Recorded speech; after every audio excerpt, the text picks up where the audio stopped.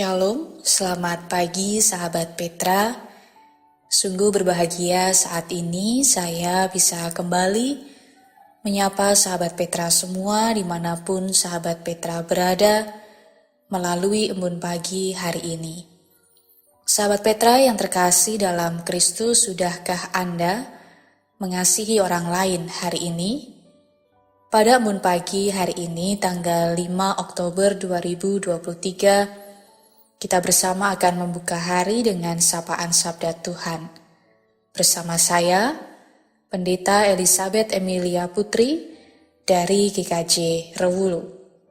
Adapun tema renungan hari ini adalah menyatakan kasih.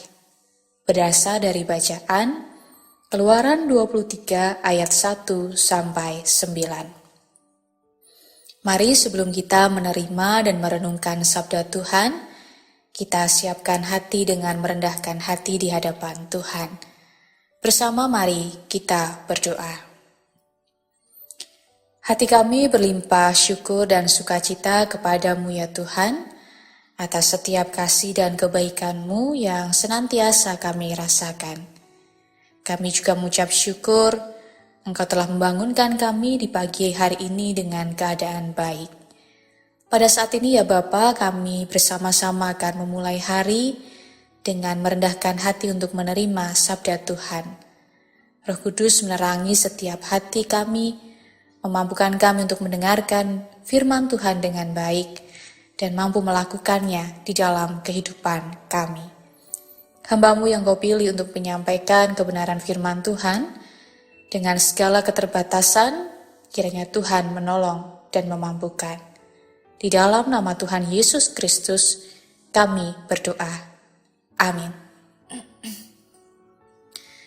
Keluaran 23 ayat 1 sampai 9 yang demikian firman Tuhan. Janganlah engkau menyebarkan kabar bohong. Janganlah engkau membantu orang yang bersalah dengan menjadi saksi yang tidak benar. Janganlah engkau turut-turut kebanyakan orang melakukan kejahatan, dan dalam memberikan kesaksian mengenai sesuatu perkara, janganlah engkau turut-turut kebanyakan orang membelokkan hukum. Juga janganlah memihak kepada orang miskin dalam perkaranya. Apabila engkau melihat lembu musuhmu atau keledainya yang sesat, maka segeralah kau kembalikan binatang itu. Apabila engkau melihat terbah keledai musuhmu karena berat bebannya, maka janganlah engkau enggan menolongnya. Haruslah engkau rela menolong dia dengan membongkar muatan keledainya.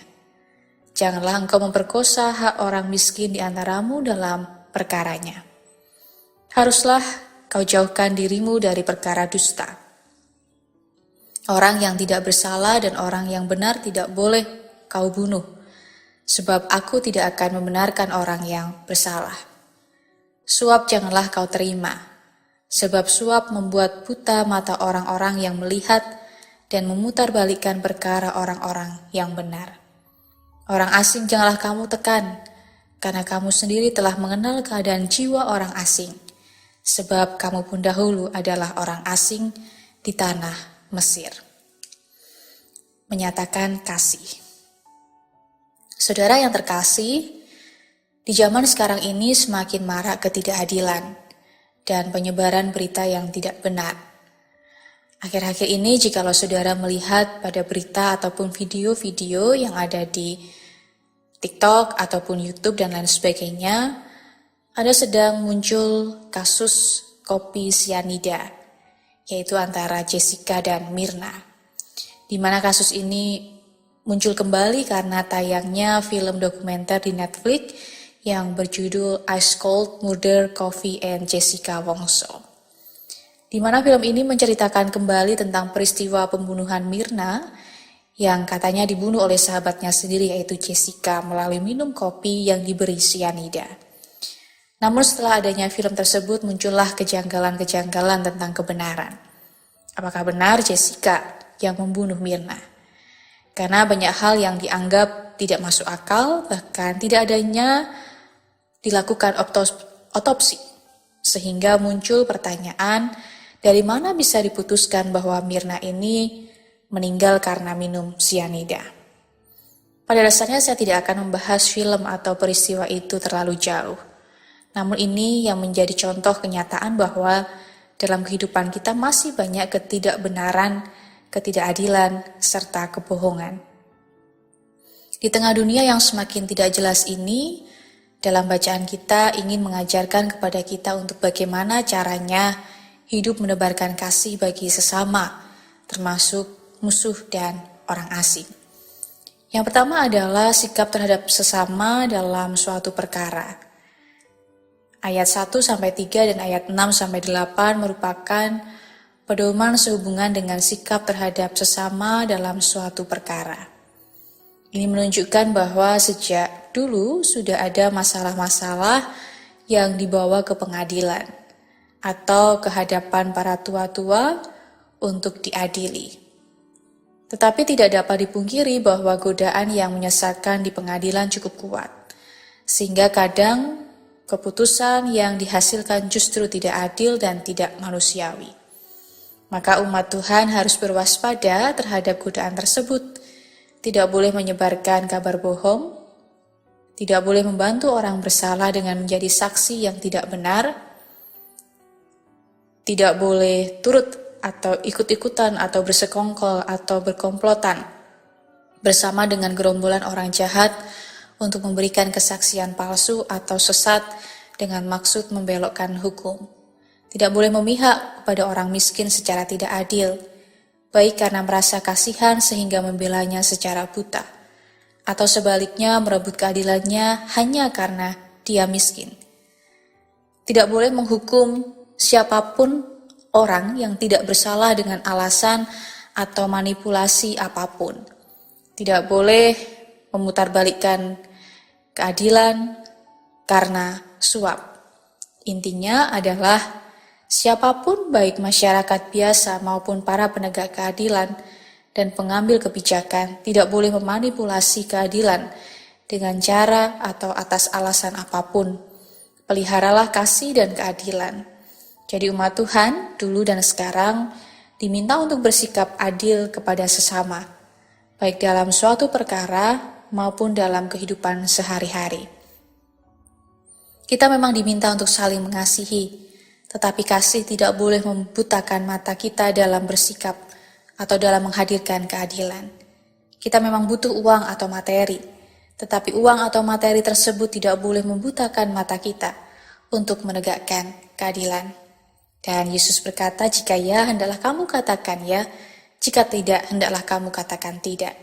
Apa yang lebih daripada itu berasal dari si jahat. Dan yang kedua, sikap terhadap musuh. Bagaimana dengan musuh kita? Tuhan memberi perintah yang tegas kepada umatnya bahwa mereka harus tetap memandang musuh sebagai sesama manusia. Dan tidak boleh memanfaatkan permusuhan tersebut sebagai alasan atau kesempatan untuk balas dendam. Jangankan untuk bersikap tidak adil, atau bersikap jahat, atau bersikap tidak manusiawi kepada musuh secara langsung. Ternak milik musuh wajib ditolong. Apa artinya?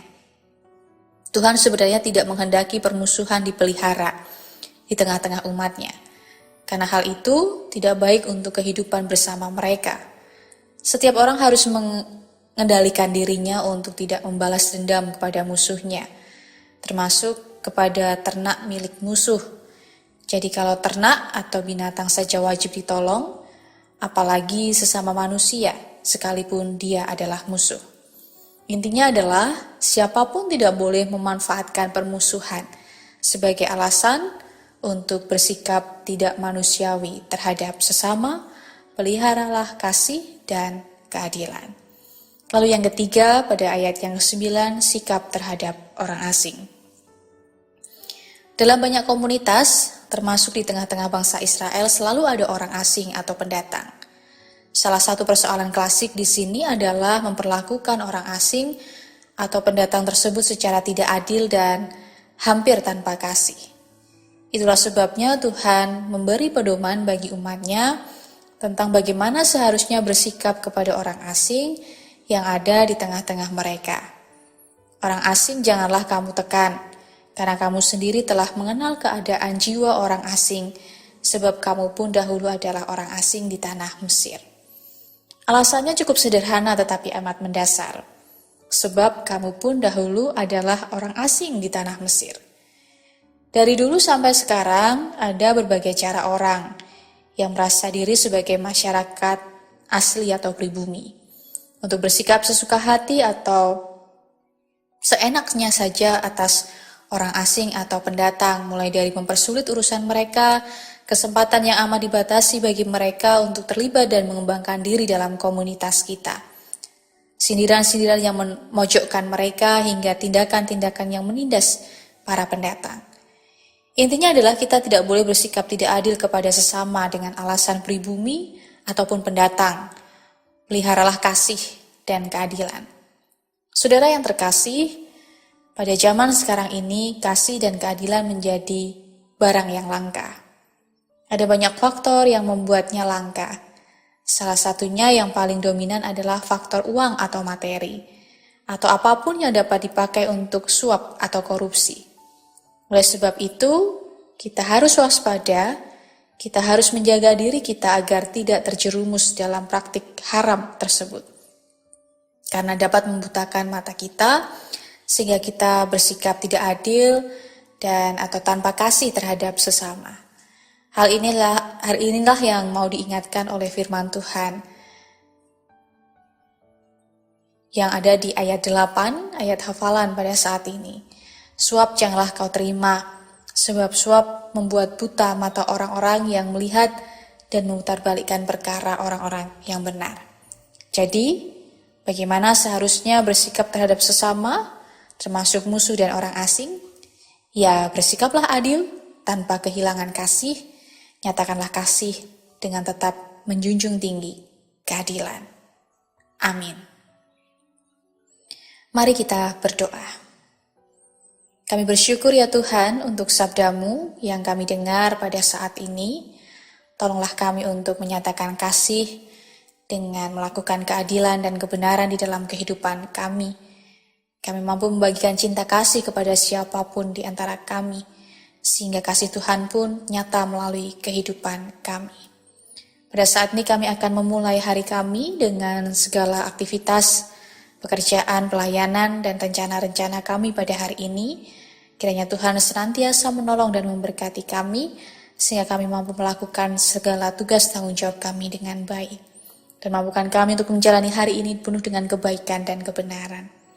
Bapa, kami memohon berkat-Mu sepanjang hari ini, biarlah kasih Tuhan merengkuh atas kehidupan kami. Kami menyadari akan segala dosa dan kesalahan kami, oleh karena itu kami memohon pengampunan dari Tuhan. Di dalam nama Tuhan Yesus Kristus, kami memohon berkat Tuhan. Amin. Demikian sahabat Petra yang terkasih dalam Kristus embun pagi hari ini, tanggal 5 Oktober 2023. Kiranya sabda Tuhan memberikan hikmat, kekuatan, dan penghiburan bagi kita untuk melewati sepanjang hari ini. Saya, Pendeta Elizabeth Emilia Putri dari GKJ Rewulu, mohon undur diri dan mohon maaf bila ada kata yang kurang berkenan. Sahabat Petra, selamat mengasihi orang lain hari ini. Tuhan Yesus memberkati.